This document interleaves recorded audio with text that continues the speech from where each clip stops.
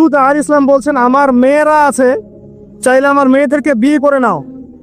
দেখেন একজন নবী কত দরদি হলে এই কথাটা বলতে পারেন উম্মার জন্য, যে তোমরা এই পাপ কাজ ছেড়ে দাও, আমার মেয়েরা পড়ে আছে, চাইলে আমার মেয়েদেরকে বিয়ে করে নাও। আর এই কম বলছে যে তুমি খুব ভালো করেই জানো লূত আমরা কি চাচ্ছি। কথা কি বুঝতে পারছেন? তখন তিনি বলছেন, আলাইসা মিনকুম রাজুলুন রশিদ, সূরা হুদ পড়ে দেখেন, তোমাদের মধ্যে কি একটাও ভালো মানুষ বাকি নাই?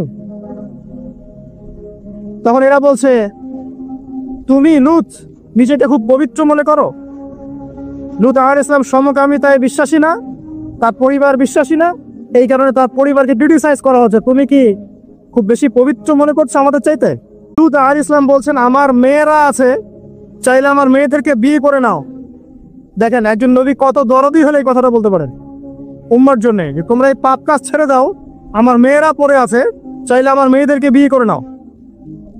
আর এই কম বলছে যে তুমি খুব ভালো করেই জানো লূত আমরা কি চাচ্ছি। কথা কি বুঝতে পারছেন?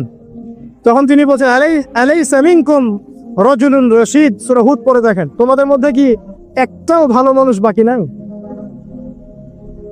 তখন এরা বলছে, তুমি লূত নিজেকে খুব পবিত্র মনে করো, লূত আলাইহিস সালাম সমকামিতায় বিশ্বাসী না, তার পরিবার বিশ্বাসী না, এই কারণে তার পরিবারকে ক্রিটিসাইজ করা হচ্ছে, তুমি কি খুব বেশি পবিত্র মনে করছো আমাদের চাইতে?